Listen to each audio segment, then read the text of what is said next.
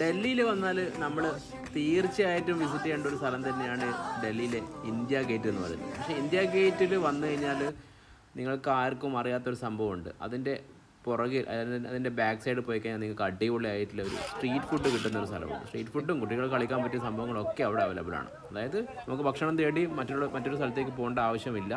അവിടെ പാവ് ബജിയും എന്താ പറയുക, അവിടെ ഡൽഹിയിലെ വ്യത്യസ്തമായ പലതരത്തിലുള്ള ഭക്ഷണങ്ങൾ നമുക്ക് അവിടെ കിട്ടും. അവിടെ പോയിട്ട് നിങ്ങൾക്ക് സ്ട്രീറ്റ് ഫുഡ് എൻജോയ് ചെയ്യാവുന്നതാണ്.